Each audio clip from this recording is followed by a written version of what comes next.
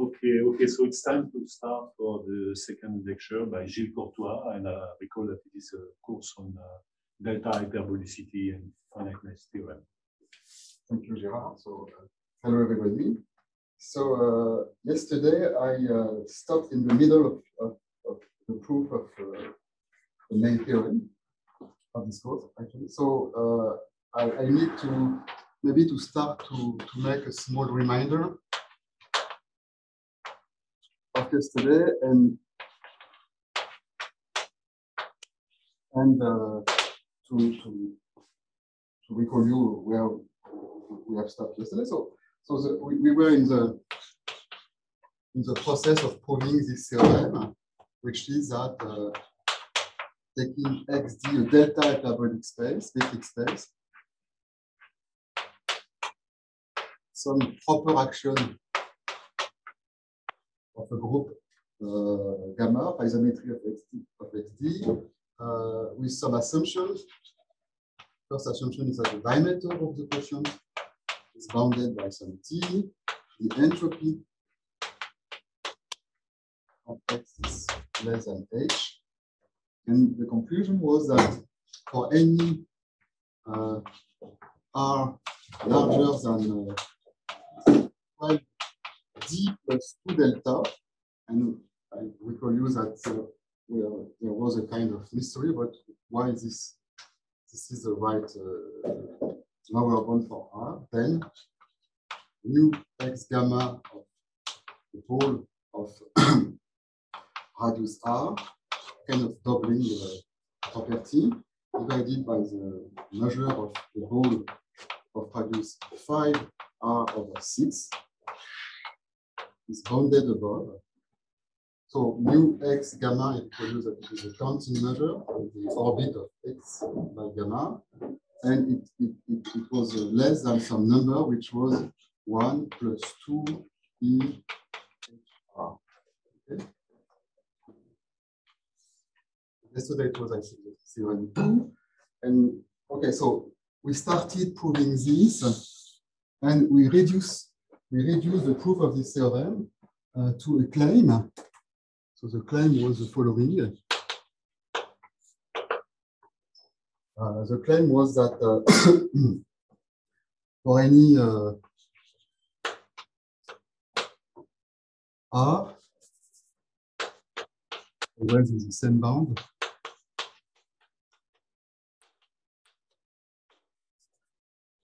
then one had this the following estimate. So the left-hand side of our in our theorem here. So maybe I will write mu this counting measure from now. So mu of B XR divided by mu of B X 5R over 6 is less than mu of some kind of ratio of measure of annuli.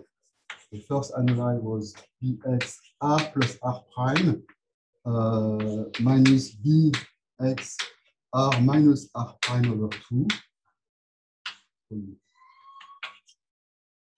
So this is an annuli centered at X divided by mu of another annuli, which is Bxr minus Bxr minus R prime over 2. Okay, so yesterday I explained why claim imply this theorem. Okay, and so we were in the process of proving the claim. And in order to prove the claim, we have started stating a lemma, which was called lemma 1, and which is the place where delta hyperbolicity enters, and it was a lemma saying that the measure of intersection of balls is controlled in some sense, and it says this. So for any x y, so in our x, and for any pair of radius, then there exists some point such that the ball, the intersection of the ball centered at X and radius R with the ball centered at Y of radius R prime is contained in the ball centered at this point with a certain radius. And the strength of this lemma is that this is controlled as it is a minimum of R prime and 1/2 of R plus R prime minus D plus 2 delta, where D is the distance between X and Y. Okay? And I probably have assumed that D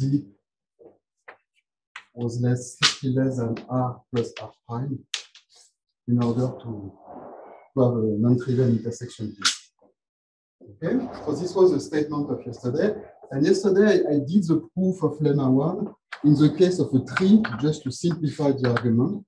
And Andrea was not happy with the general case, so I just mentioned what you have to do to complete the proof. And so the proof.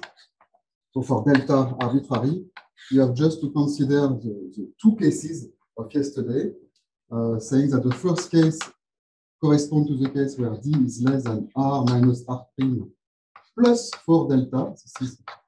Yesterday, this term was 0. And the second case, so this was the easy case.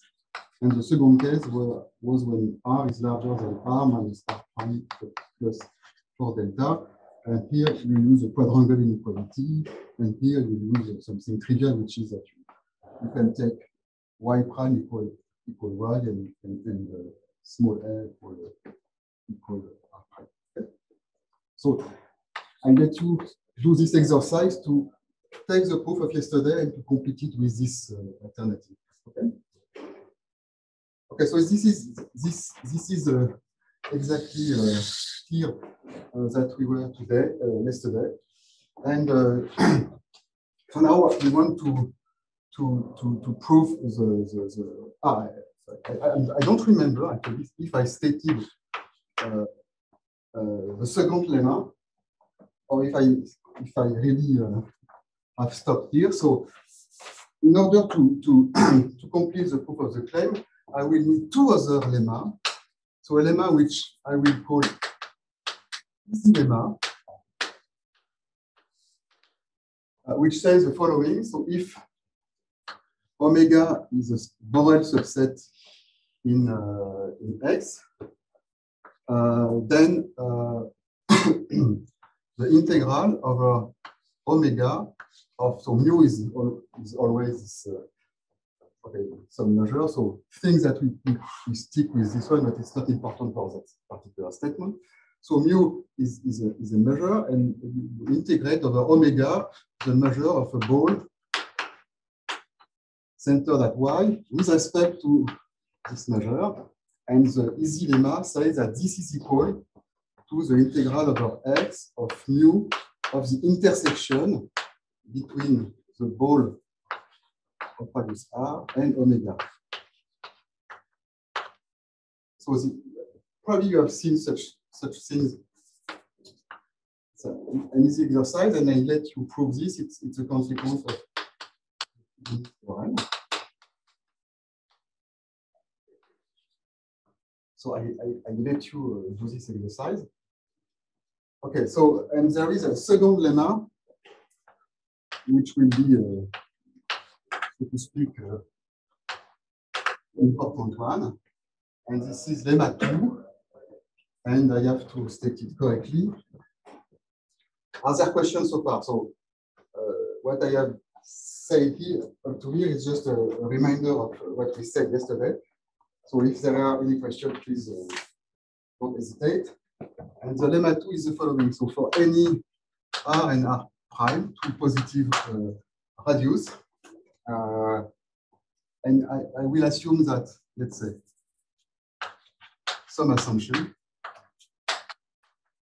on the values. So if you think of this assumption, it's certainly implied by it's certainly contained by this this assumption, so it's not really a restriction so far. So when we have this relation, is if mu is any gamma invariant measure, you can stick to the counting measure.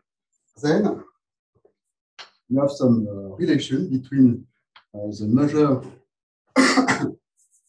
between the integral over the ball centered at x of radius r over this annulus, ball r of radius r minus ball of radius r minus r prime over 2 of mu of the ball of radius r and radius r prime mu of y. Okay. Then this is less than mu of the ball large annulus. So r plus r prime minus, I'll make a picture right now.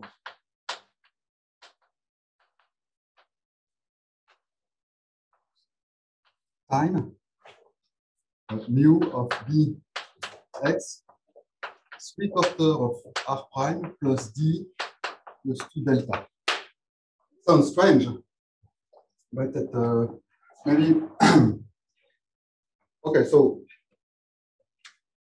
maybe before making the picture, I just tell you quickly, because it's very easy, why this lemma implies the claim.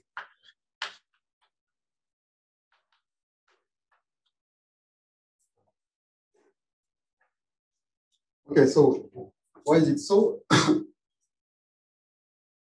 The idea is the following. So you choose mu, the counting measure, okay? And therefore, this term here, you are going to measure with the counting measure, the measure of these balls, but because of definition of the counting measure, this point y belongs to the orbit, belongs to the gamma orbit of x, okay? And by invariance of the counting measure by isometry, this is always equal to the measure of the ball centered at x of radius r prime. Okay? Because I integrate with respect to the counting measure, so all these points are in the support of this measure, so they are pointing in the orbit, and ball centered, ball of same radius centered at every point of the orbit are the same. So it's just mu of bx r prime. And so the first term here, which I will call A, the first term here is just the product of the measure of the ball of centered at x and of radius r prime time mu of b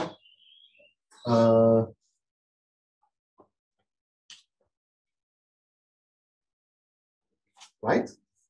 Time mu of this annulus, mu of the ball of radius r minus b x r minus r prime over 2.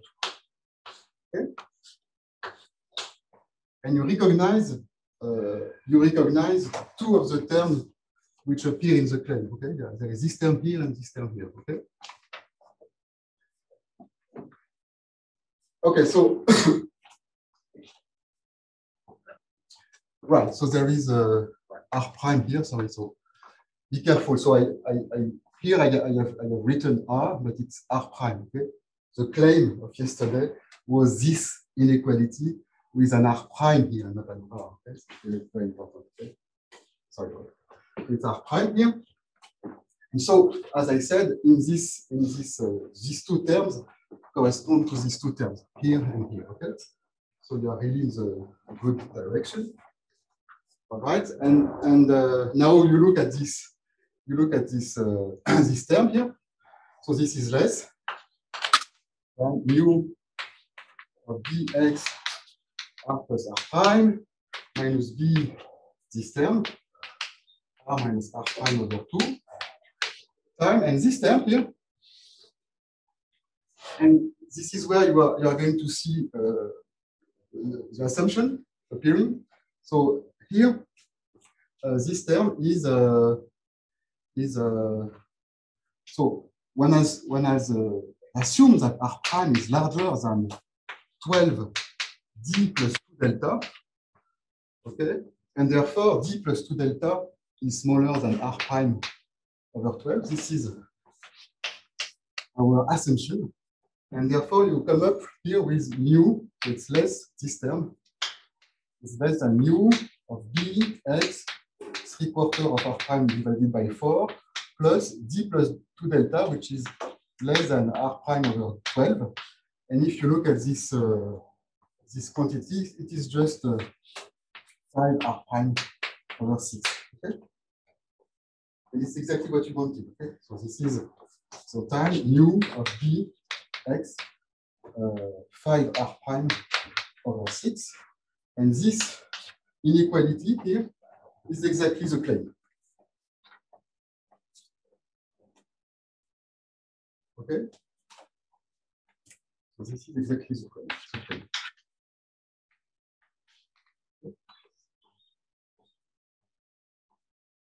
All right, so now we come up with how to prove lemma 2, and we will be done. Okay, so let me. Other question? So proof of lemma 2.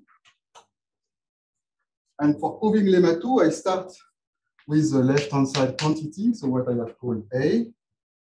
Okay, and A is just the integral over this annulus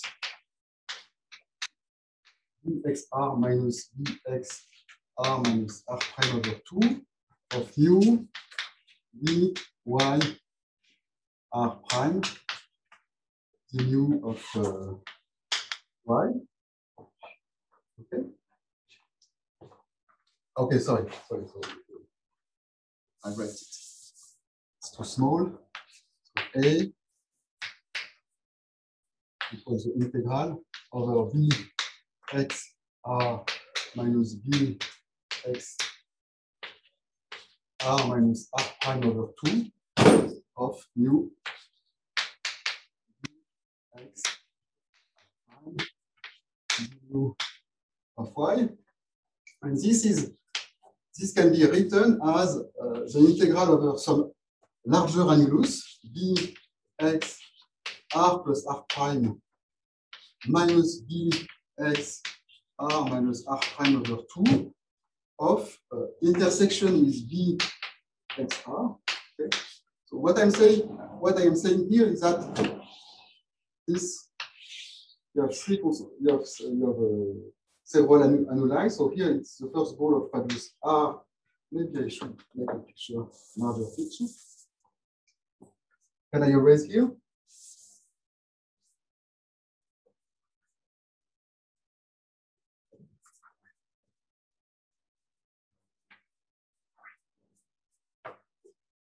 The picture is the following. So you have the first ball here of radius r minus r prime over 2, a second ball of radius r, and a third one of radius r plus r prime.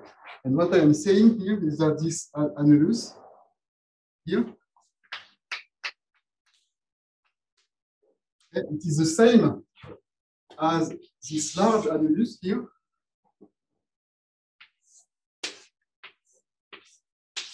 Intersected with this ball. Completely obvious. And so now I rewrite this integral as this way. So same function inside the integral. Okay. And now I can apply our easy lemma with x being this set and omega being this set. Okay, and you come up with A equal the integral over the large annulus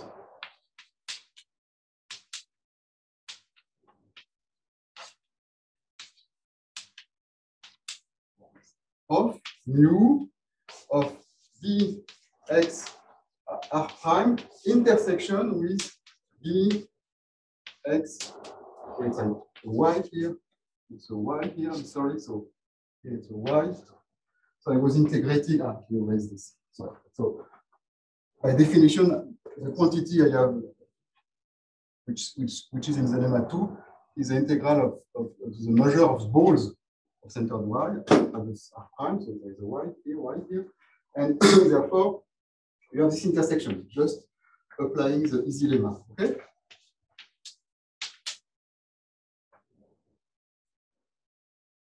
All right, so now the lemma 1, so that's where the geometry enters this picture. So lemma 1, so I continue here.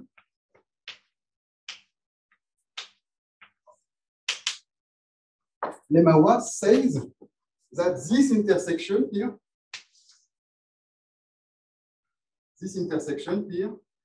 is contained, okay, I write it here. So lemma 1 says that this intersection x y r prime with a ball bxr is contained in a certain ball centered at a certain point, y prime. So there is a point somewhere. So x, y is here. The ball centered at y and radius r prime is over there. I compute this, the measure of these sets. And okay, and r was the mean. I recall you that it was the mean of r prime and 1/2 of r prime plus r minus d. D again is the distance between x and y plus 2 delta. Okay. Okay, but in this case, if I look at in this case, we know that we have assumed that in lemma 2, which I cleverly erased, we made the assumption that r prime is less than r and larger than 8 delta. Okay. And now look at, so I claim that this r will be this term. Okay, at the moment. And why so? Because d, so in our setting, d, which is the distance between x and y, is larger than, it is in this annula, so it's larger than r minus r prime over 2. So d is larger than r minus r prime over 2. Okay, and so this quantity is certainly less than 1/2 of r prime plus r minus r plus r prime over 2, and then plus 2 delta. Okay, and this term here, you see, it's exactly what? It's exactly 3 r prime over 4 plus 2 delta. But this assumption here means that 2 delta is smaller than a quarter of r prime. Okay? So it's less than r prime, and then the minimum of this set of numbers is exactly this one. Okay, and so now I am happy, almost happy, and almost finished. Why?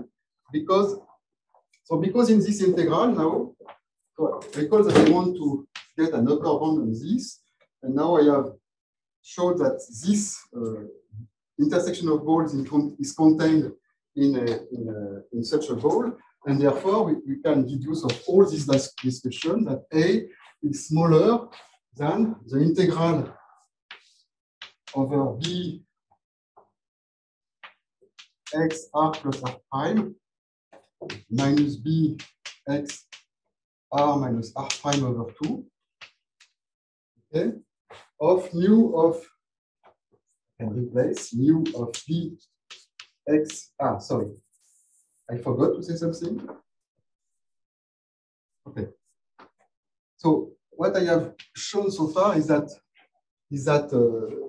this intersection of balls, which appears in this integral, is contained in this ball here. Okay, but this ball is not far from being a ball centered at the point of the orbit, because the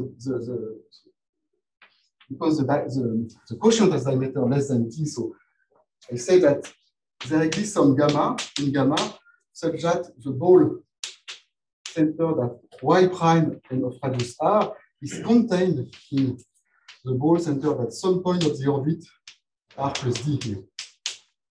Okay? Because every point, I mean, the orbit of X are D close, D being the diameter to everybody. Okay?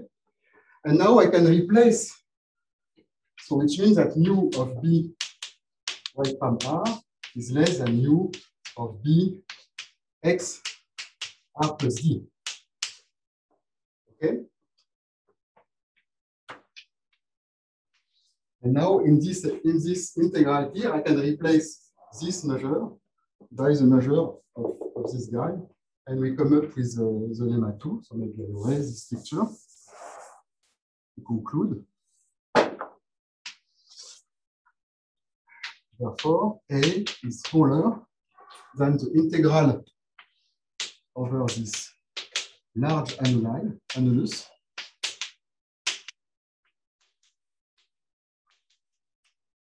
of mu of X R plus B d mu Y, and so it's exactly mu of X R plus D times mu of X R, sorry, mu of X, there are some letters missing, mu of, maybe I should write every letter, so mu of B X R plus R prime minus B X R minus R prime over 2 times mu of B X R plus D, and that's it, okay? Where now R is, I can replace R, here is mu of B X, and R plus D is, R is somewhere here, is here, 3 R prime over 4 plus 2 delta plus D, okay? And this is the second term, so, and this is exactly the content of the lemma. Okay? So the term A is bounded above by the product of two measure of this large annulus times the measure of this ball. Okay, and we are done with this long proof. So I'm sorry, it's a bit. I mean, there are many things, many radius, and it's a bit annoying. But since it is the main tool of this course, I couldn't not do it. I couldn't not do it.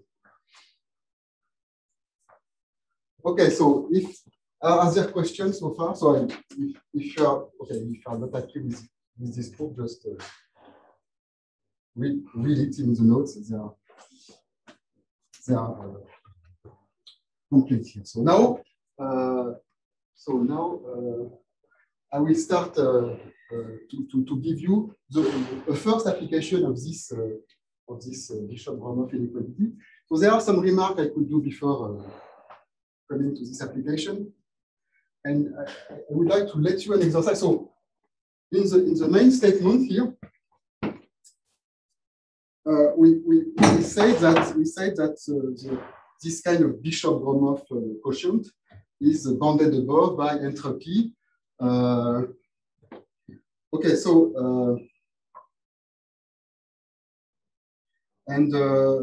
but this quotient is written for the counting measure, and so you could ask, oh, what if this counting measure, would be replaced by any invariant measure? For example, in the Riemannian setting, you rather work with the Riemannian measure, and I let you do this exercise to find a counterexample if mu is not the counting measure. So it's an interesting exercise which allows to understand deeply what is going on here in this Bishop-Gromov inequality. So exercise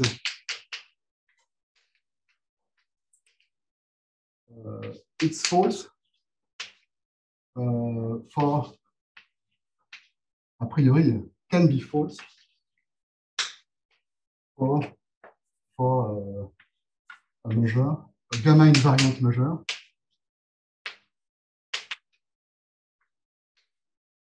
which wouldn't be the counting measure. Think of this. And okay, so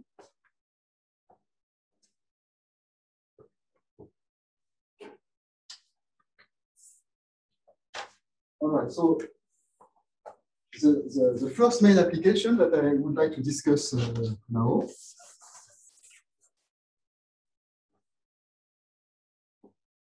is an estimate of Betti number, of the first Betti number of metric space satisfying topological metric spaces satisfying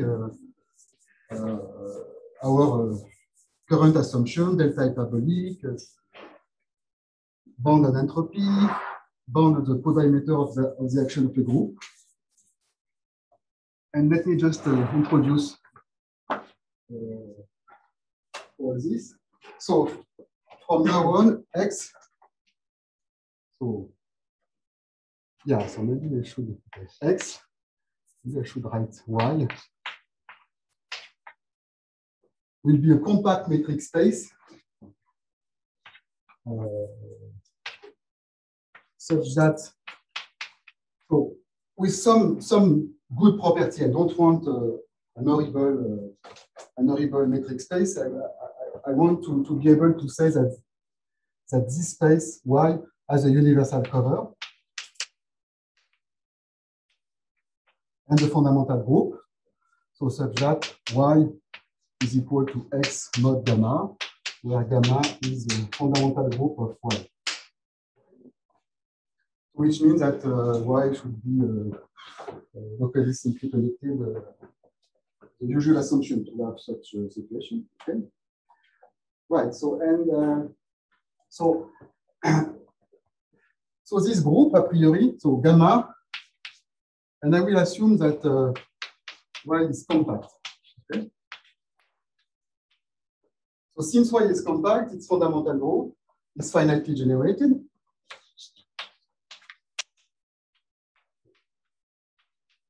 Of course, it may not be abelian, and so what one do generally is to so gamma may be not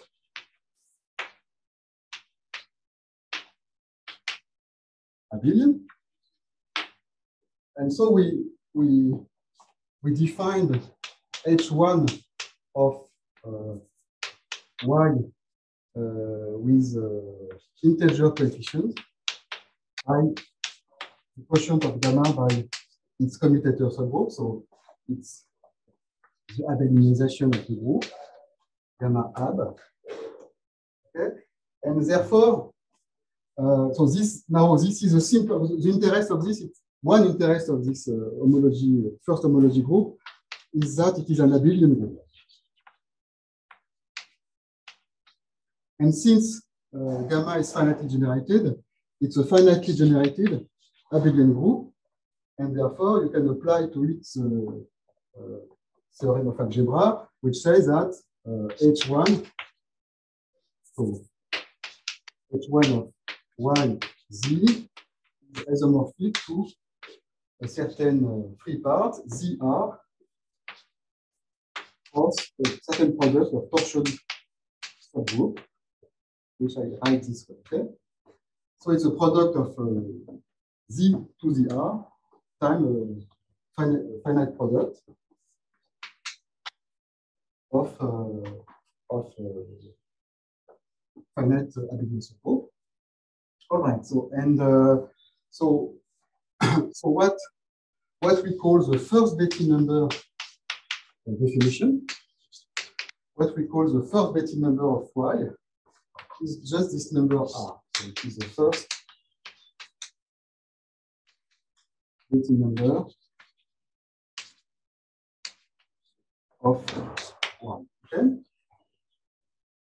So it's a kind of dimension of the free part of the abelinization of the gamma, and so it gives some information of the complexity of the space. And there has been an important works in Riemannian geometry trying to bound the topology as the first Betti number of a manifold, or even other Betti number, by the local geometric assumption of the manifold. And let me just recall you some theorem which is due to Sylvain Gallot and Michel Gromov, with two different proofs, and which says the following. So it says that there exists some constant depending on the dimension and on lambda and diameter, such that for any closed Riemannian manifold, Mg, such that the diameter of M is less than D, such that the Ricci curvature of M is larger than minus n minus 1 lambda. Okay. Then B1 of M is less than this constant. Okay. So what I'm saying is that diameter is a upper bound of diameter and lower bound of Ricci curvature, and knowing the dimension gives you a bound on the property. Okay. So the two proofs given by Gallot and Gromov are of different nature, and so the proof by Sylvain uses analysis on manifold, in particular the Bochner or Weizenberg formulas, and the proof of Gromov. And this proof by Sylvain is pretty sharp, in fact, so it can give rise to a equality case. And there is another proof due to Gromov, which is not sharp, but which is, in some sense, softer and more easy to generalize in wider context. Okay, so this proof I will explain to you now, and as the first application of our Bishop-Gromov theorem, I will show the. Okay, so maybe before stating our result, let me just make some comment about this statement. So first comment is that these two assumptions are really necessary. I mean, having a lower bound on curvature and an upper bound on diameter is necessary to bound the first Betti number. Think of these two examples. So look at parabolic surface.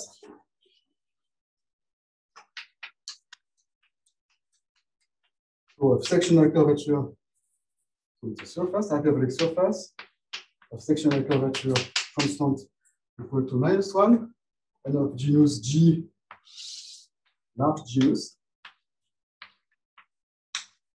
So when the genus tends to infinity, you can show that the diameter has to tend to infinity. So S is SG, the surface of genus G. So the diameter has to tend to infinity, and the Betti number of SG is G minus 2. Okay? So it tends to infinity. So you cannot hope to get bound on Betti number without bound on diameter. Okay? And of course, the same. So if you just press this accordion, I don't know it's the English word.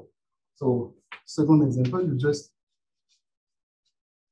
renormalize in such a way that the diameter becomes 1.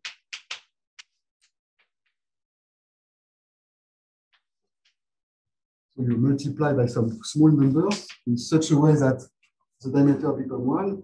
But in this case, the sectional curvature here tends to -infinity. Okay. So it's impossible to release these two assumptions. So, okay?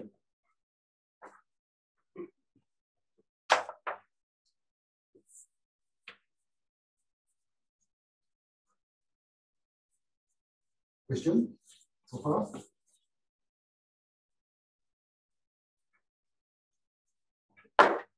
Okay, so let me just state our theorem for the rest of this time. So as usual, I start with XD, delta hyperbolic, some action gamma on XD, and our standard assumption, so the diameter of X mod gamma is less than D, like in this theorem, and the entropy of XD less than H, and I already made this comment that this is weaker than this kind of assumption, okay? Because lower bound on entropy implies upper bound on the entropy. Then B1 of, so let me call Y B1 of Y is less than a constant depending on delta H and D. So I should have said that there exists some constant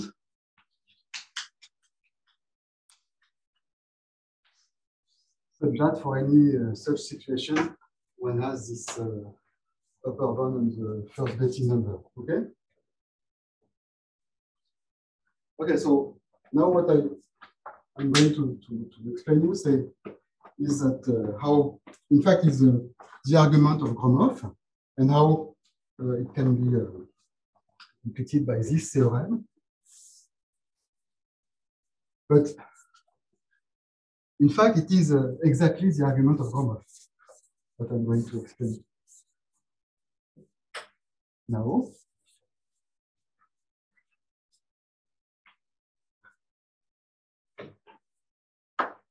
Okay, so all right, so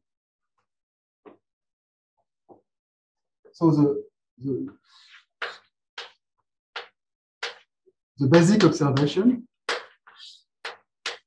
is to come back to the definition of the Betti number. So you have a group gamma which is finitely generated. So let's consider S some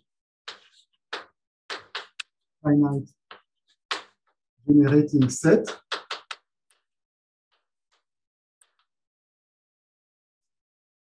of gamma. And so in order to define the first Betti number, we have considered the abelianization of the group.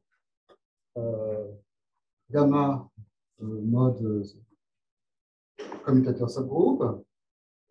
And we have said that this is isomorphic to ZR cross a product of finite cyclic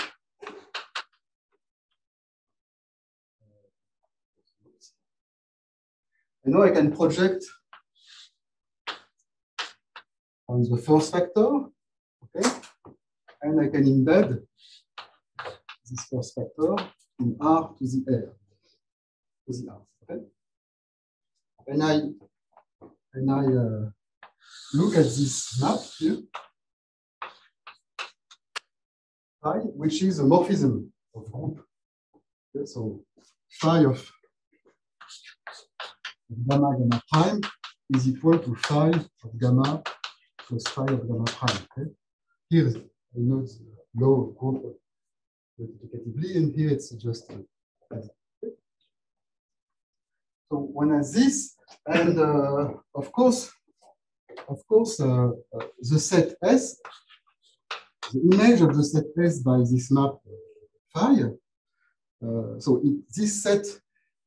So if I stop phi right before, it generates, of course, ZR. And so phi of S generates the space R as a vector space. So this set generates R to the R as a vector space. Okay? Because it generates a lattice inside. Okay? All right, and so for this reason, R is bounded above by the cardinal of this generating set. Okay. So it's enough it would be enough to bound the cardinal of S in order to get what we want.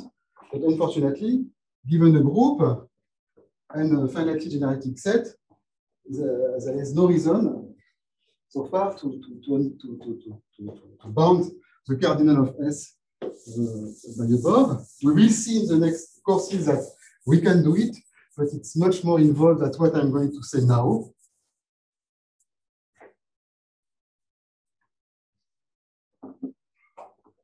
All right, so what is that? So here, somehow we are, okay, so this, here, somehow we are stuck, okay? So the idea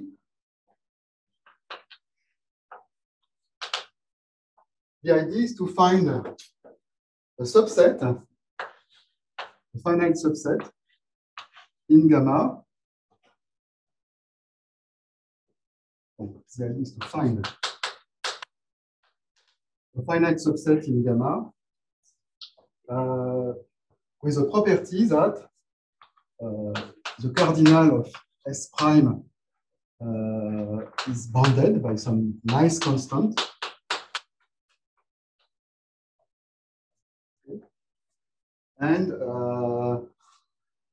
And such that, so two properties, and such that the group gamma prime generated by this subset, final subset. So of course it's finite because I want to bound the cardinality. And now I consider the subgroup generated by this subset. It should be a finite index. So,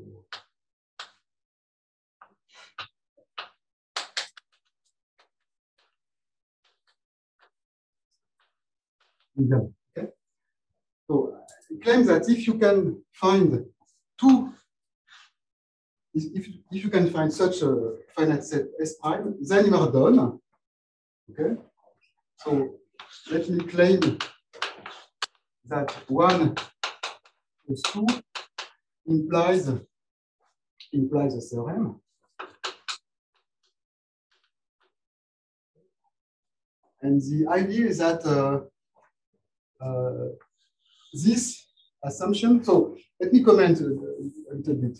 So you see, these two assumptions goes in opposite directions. So I want to find a finite subset S prime of gamma with not that many elements, okay? Because that is exactly what I want. Okay, but in the other hand, I want that this set should be big enough in order to keep the control on R. Okay? So these two things goes in the opposite direction, and so why? So why these two things imply the theorem? The point is the following. So the proof is the following. So,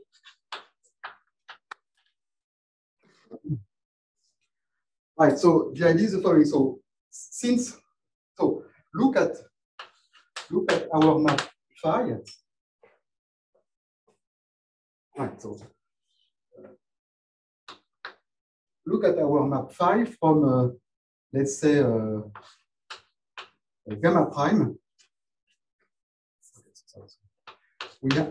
We have a map phi from gamma to gamma not the commutator, and to the R and to R to the R. Okay, and now we look at the image.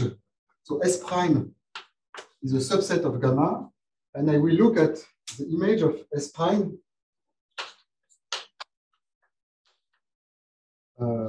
by phi, which is a subset of phi prime.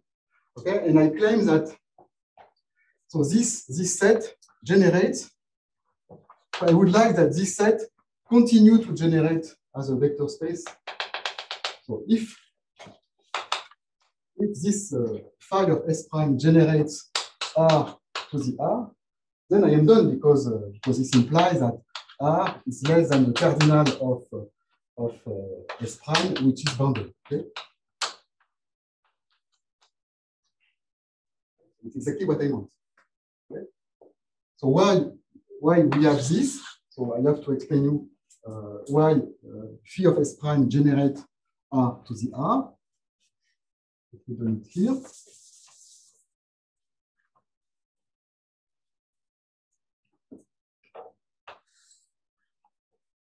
So we know that the gamma prime has finite index. So the cardinal is finite.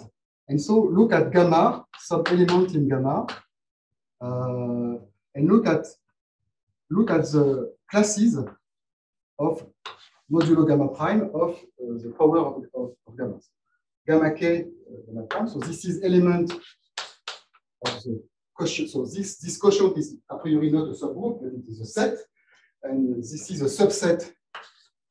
And k is in Z. It is a subset of this set. And it is a finite subset because of finite index assumption. And therefore, there exist certainly two different power of gamma, such that gamma k gamma prime equal gamma l gamma prime as a class, which means that gamma k minus l is equal to some gamma prime in gamma prime. Okay? But this shows that if you look at phi of gamma k minus l, it is k minus l phi of gamma, okay? And it is phi of gamma prime, which implies that phi of gamma is phi of gamma prime divided by k minus l, and it is in the subspace generated by phi of S prime. So I put R. So here is what I mean by this symbol is the subspace of R to the R generated by this set. And what I have shown here is that any element here, so this, I know that all elements I know that this set, the set of phi of gamma generates this, so again, I write it here. Oops.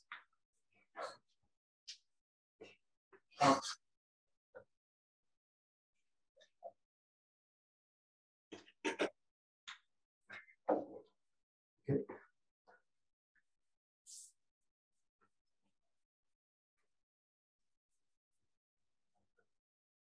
So let me just sum up what I have just said. So we know that R is generated by the set of phi of gamma.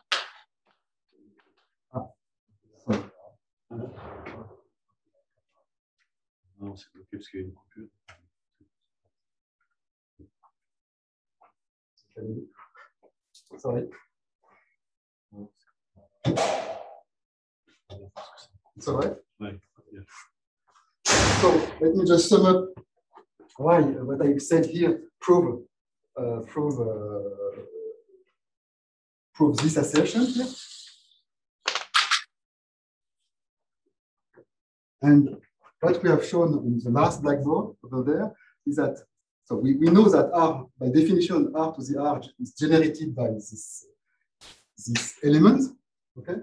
In fact, it's even generated by phi of S, okay?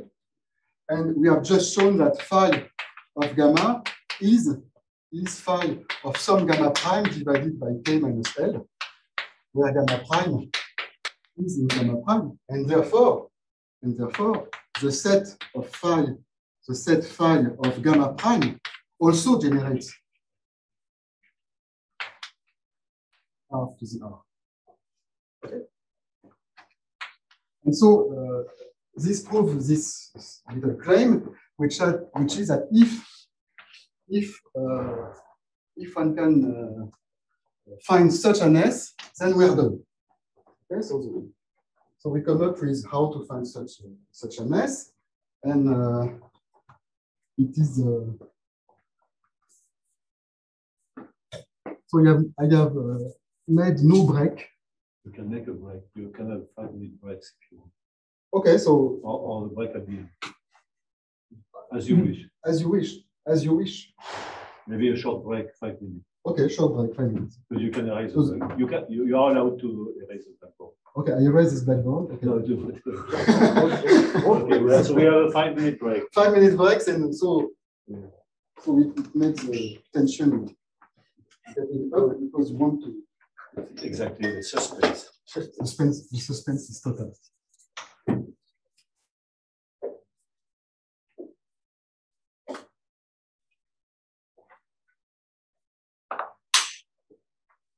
Donc, tu peux bouger entre deux tableaux plus lentement.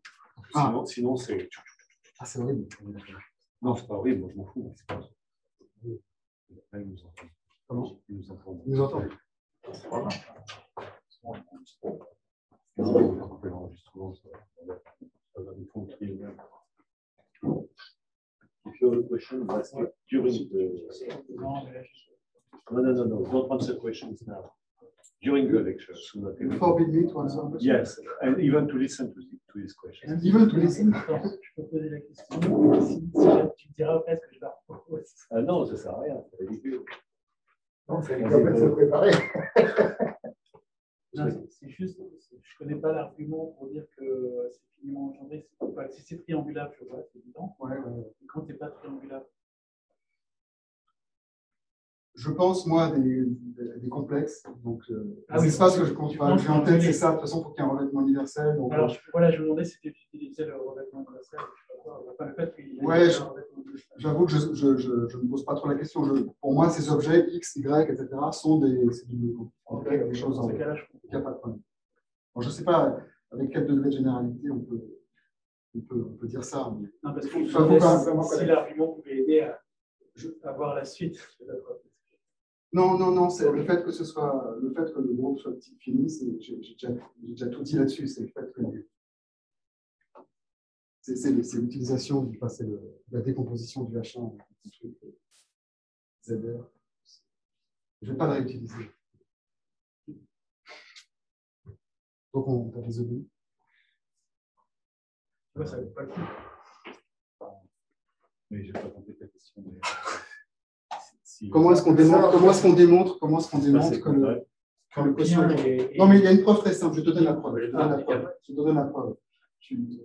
preuve que j'ai en tête, pas très précisément, elle dit la chose suivante. Tu prends un diamètre qui est borné, tu fixes un point de revêtement universel, et tu regardes une boule de rayon 2D, quelque chose comme ça.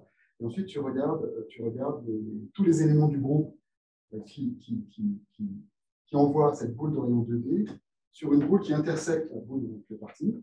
Okay, ça donne un ensemble fini à cause de l'action propre, ça donne un ensemble fini de revêtement universel. Donc, il faut qu'il y ait un revêtement universel. Ça donne un nombre fini de gens. Et après, tu démontres que ce nombre fini de gens, engendre le groupe. Et d'accord. On n'a pas toujours besoin de triangle. Oui, mais c'était ça ma question. Mais voilà. Donc, ça, c'est un argument. Il faut juste savoir que l'action est propre. Mais par ailleurs, on n'a pas tellement de temps. On n'a pas d'exemple aussi exotique. Des exemples auxquels on pense, je ne sais pas. C'est même pas si je pense. L'exemple, voilà, j'ai du mal à dépasser les doubles duplex, les immeubles. Ce serait mieux qu'on n'ait pas une conversation en français. Alors It depends if you want your universal covering to be simply connected or not. No, universal covering is. If you want it to be simply connected, the assumption is that the basis is semi-locally simply connected, which is weaker than locally. You have this tinier, but it says that every loop, which for every node, there is a neighborhood, so that the P1 of the neighborhood, by the inclusion in the P1 of the whole space, is trivial. So there is a neighborhood. You can say that also. Okay, shall we start? Every loop in this neighborhood is can be contrasted. Okay. in X and not in the X space, not in the limit. On y va. Okay, we start again. Okay, so let's go. So I have let what we have to show. We have to find such a set S prime, and the idea is very simple. So how to find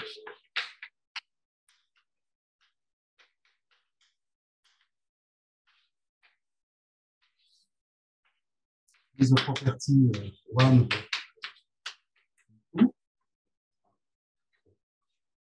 The idea will be contained. Okay, so let me just define something and make a picture. So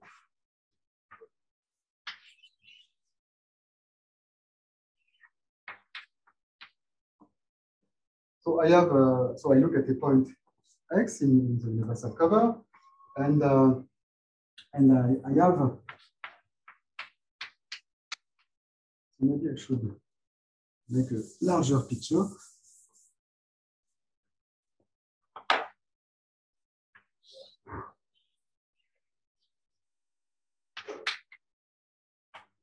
So in order to find a generating set, one thing you can do is to look at a large ball, as I said in French.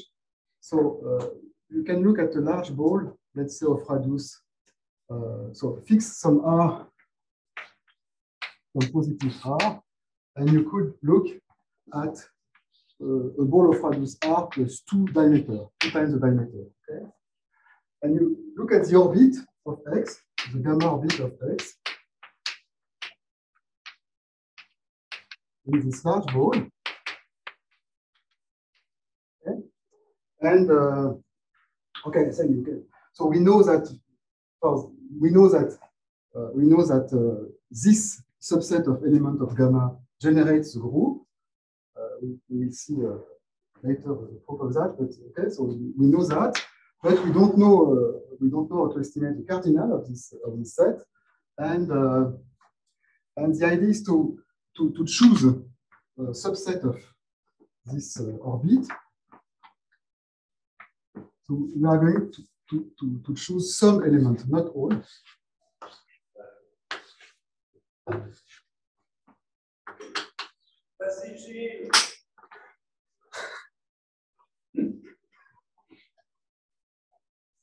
So we are going to choose a subset of this orbit, and to be more precise, I will look at the S prime to be a set of maximal cardinal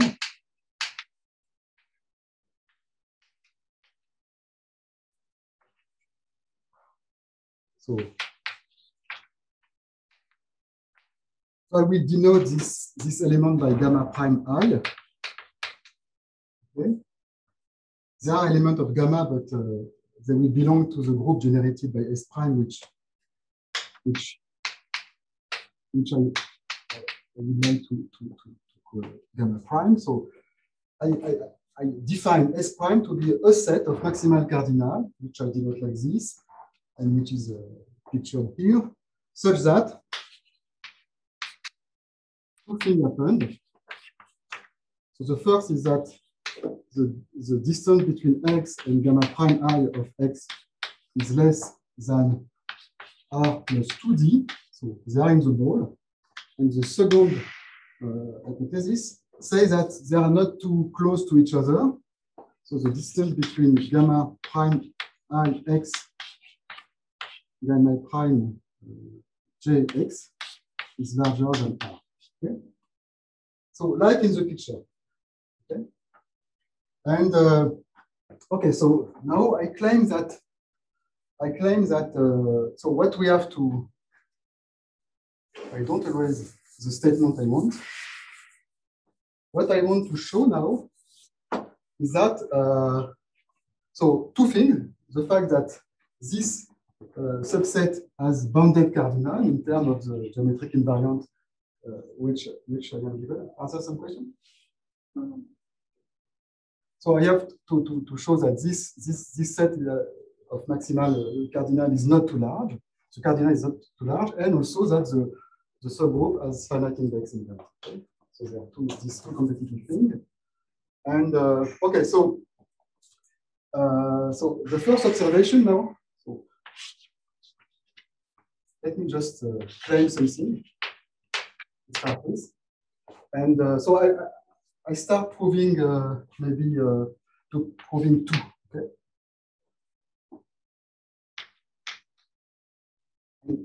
I claim that proving that gamma prime has finite index is equivalent, or at least is implied by some property, which is that for any y, so this group has to be large in some sense. So for any element y in the space X, then the distance between X and the orbit between y and the orbit of X by gamma prime has to be less than r plus d. Let's say strictly less than. It's not very important. Let's put it this way. Okay. Okay. So I claim that if every point of the universal cover is a bounded distance of the orbit by the subgroup gamma prime, then the subgroup is finite index. So it sounds reasonable, and the proof of that is most obvious. Let me just do it. The proof of this claim. So how does it go? So look at how does it go?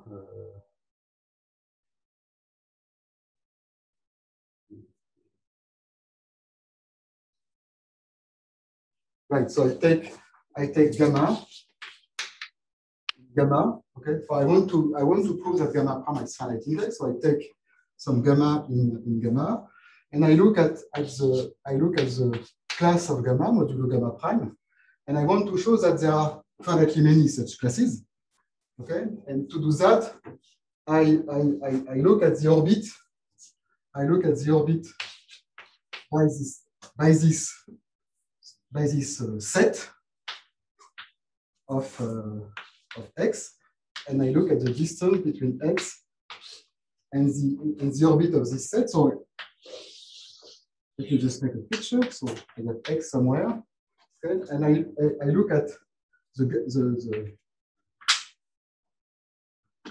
orbit of X by this set. So it's not a subgroup, but so I look at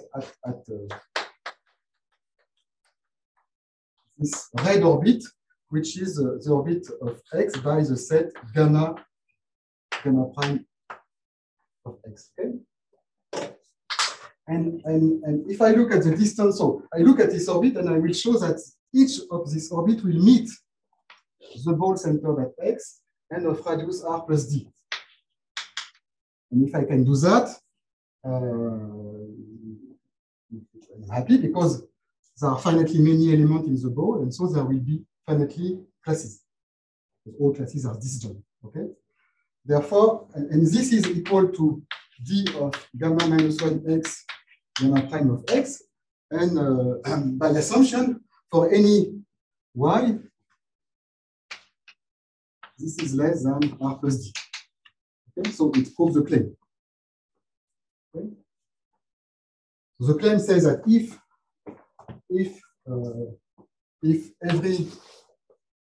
every y of x is a bounded distance of any orbit of the orbit of x by gamma prime, then we're done, and I prove that if one has this, you can associate to each class an element of this particular ball of radius r plus d, and therefore, since all these classes are disjoint, you have finitely many of them. Is it clear? No question? Okay. So this is obvious. And therefore, okay. So therefore, I have to show this in order to get 2. Okay. So let's do it.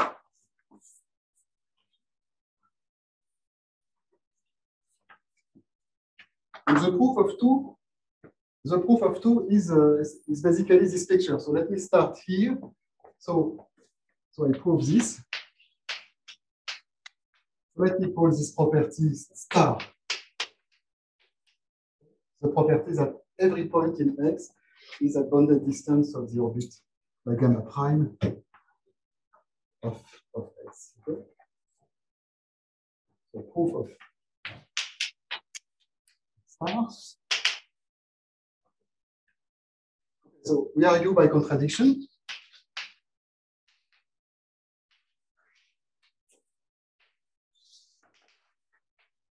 If not, then there exists a y in X such that the distance between y and the orbit of X is larger or equal than r plus d. Okay? And so moving a little bit, so if you take X here, of course, the distance is 0. Okay?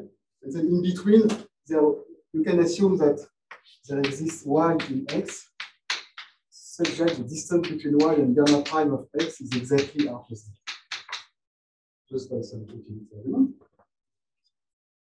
Okay, so let me just put this point on the picture. So there is a point y somewhere here. Okay, and I know that the distance between, okay, so this distance is the distance between y and the gamma prime orbit. I'm sorry, Gerard, I just moved. No problem for me. Okay, so so the distance between y and the gamma prime orbit is exactly r plus d. This means, or I will show you. This means that I can find some gamma prime 0 of X here, such that this distance is exactly r plus d. And all other distances between y and the red points are larger than r plus d. Okay. It's exactly the case here. But on the other hand, I know that there exists, I know that the quotient by the group gamma, the full group gamma, has a diameter less than d. And so I know that there exists a point alpha x here, where alpha, sorry, I don't dare to move now. I'm sorry. So, okay, so now I claim that there exists alpha, which is not in gamma prime, which is in gamma, but not in gamma prime, such that the distance between x and alpha x is less than d. Just by, okay, so here is my point alpha x, and so here I have a distance which is less than d. Okay, sorry. Why? What do you say? Say it again? Between y and alpha. Oh yeah, sure, thank you. Why? There exists an alpha such that y is a distance. Thank you. Okay, so now in order to get a contradiction, I will find a set. So all these guys, gamma prime I, this set is exactly what I have called S prime. Okay, and in order to get a contradiction, I will just find a strictly larger subset satisfying the same assumption as in the definition, which I have put here. Okay, so the contradiction will come from the fact that the contradiction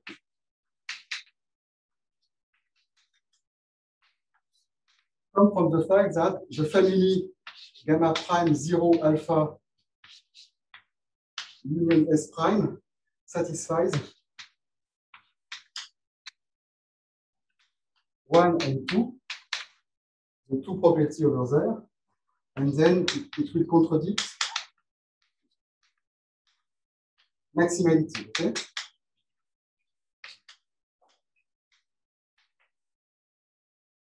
right. So now I have just now to check that this family satisfies the two assumptions, and it's just a consequence of triangular inequality, so it's very easy.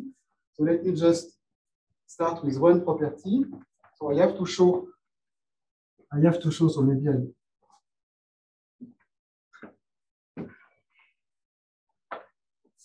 okay, I go there. So there are two things to be proved. The first is that the distance between x and gamma prime 0 minus 1 alpha x is less than r plus 2d. So we have to check those two things. So let me start by this one. So this is equal to d of gamma 0x, gamma prime 0x, alpha x. And the fact that it is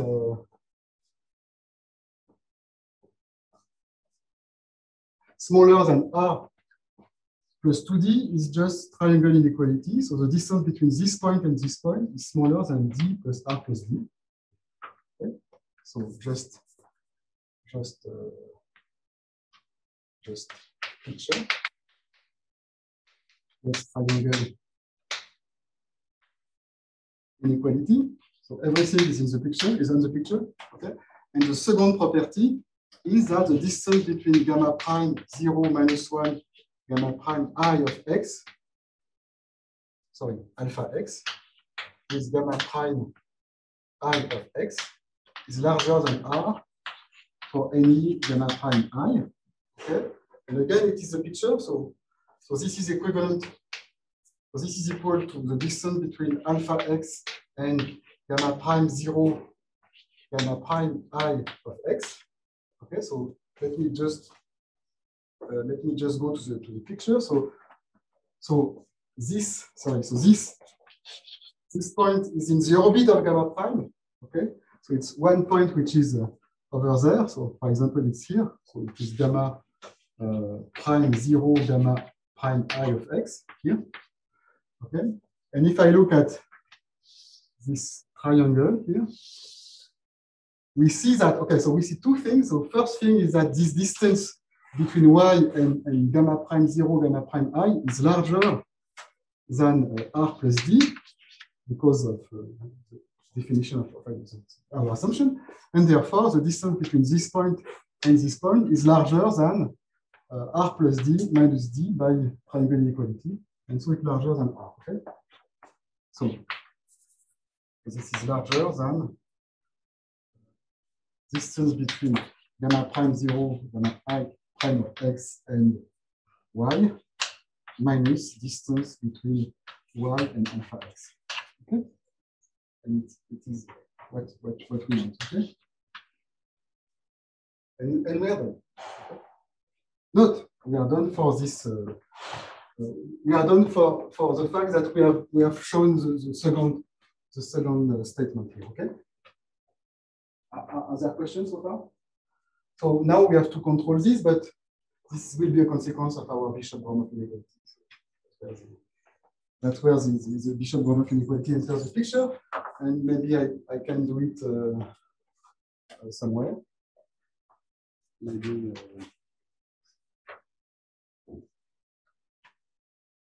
Maybe here or yeah.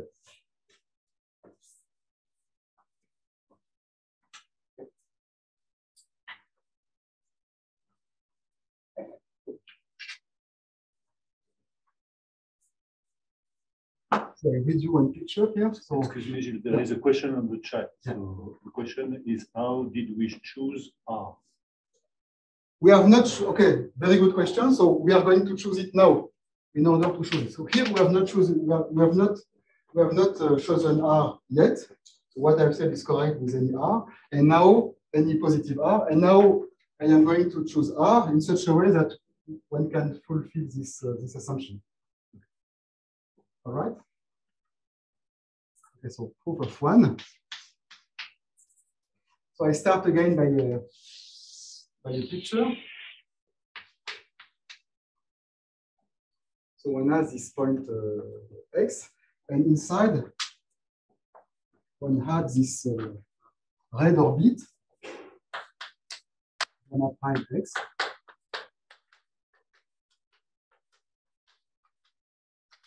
And we know that all the points are at distance at least. So here it's a ball of radius r plus 2d. Okay, and we know that all the red points are at mutual distance at least r, and therefore, if I consider the family of balls of radius r divided by 2, then you come up with a family of disjoint balls. So maybe there are some close to the boundary. Okay.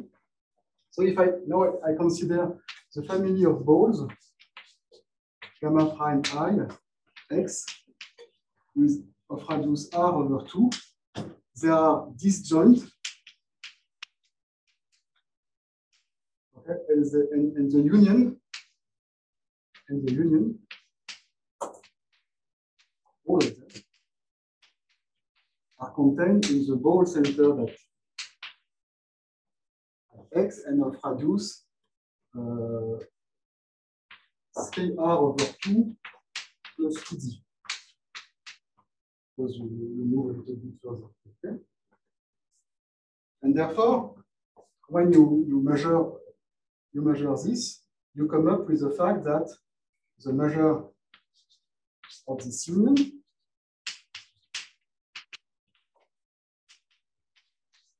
less than the measure of the ball.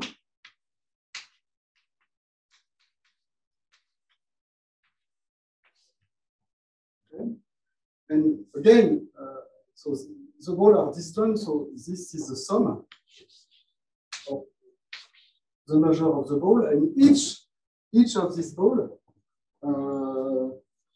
have the same volume, because gamma acts by isometry and mu is just a counting measure, and so everything is identical. And therefore, you come up with, so the sum, you come up with the cardinal of S prime times mu of bx r over 2 less than mu of bx r over 2 plus 2d. Okay? And therefore, you come up with something which is obviously related to our Gromov, Bishop-Gromov inequality, which is a quotient between the measure of these two balls, so of radius 3r over 2 plus 2d, divided by mu of bx r over 2. Okay? And that's here that we choose R in order to be able to apply Bishop-Gromov.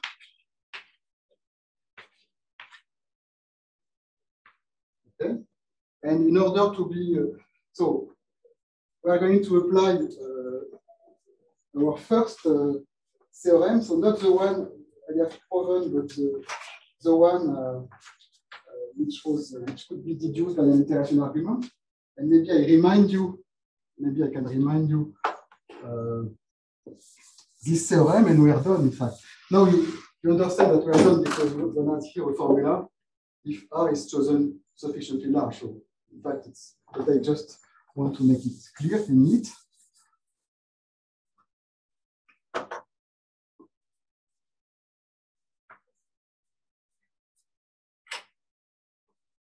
So now we choose.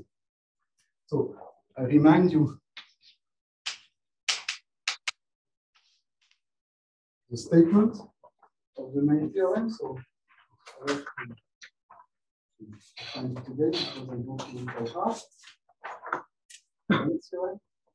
Okay. So the same assumption, xd delta hyperbolic, diameter, same assumption, okay?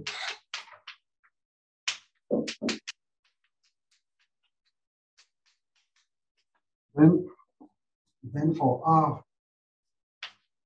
larger than 10d, so maybe you are going to ask me why before it was 10 and now it's it was 12, now it's 10. If you wish, you can just ask me why, but you are not obliged to do it. And okay, so for any x, for any such situation, for any x, one has that mu x gamma of b x r divided by mu x gamma of b x small r is less than some quantity. I don't want to write again, but okay, sorry, maybe I don't want to write it, but I do it.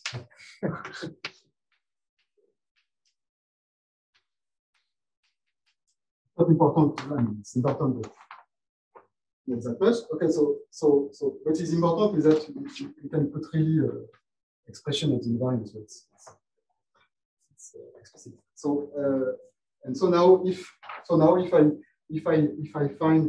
I choose R over 2, if I choose R over 2 larger than 10 d plus 2 delta, then conclude. Okay? That's where you choose R. Okay, and we are done. And maybe okay.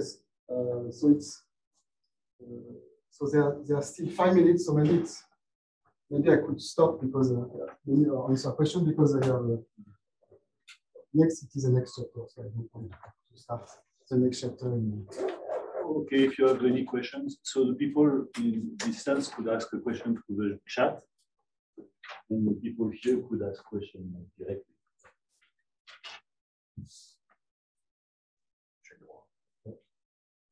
In English? In English, yes. It seems that two properties apparently contradictory, that gamma prime has a finite index, and the fact that the number of elements of S prime is bounded. It seems that the first property I said, that is, it does not use many of the assumptions. Delta hyperbolic doesn't enter, and diameter bounded. Diameter is used. Entropy bounded doesn't enter. No. It appears at the end of the story, just estimating the shape. In order to but not in this construction. Yeah. To use Bishop-Gamow. Yeah. In fact, I could have said it in another way, but I could have said, in fact, as soon as S prime is finitely generated, then the first Bethe number is larger than or equal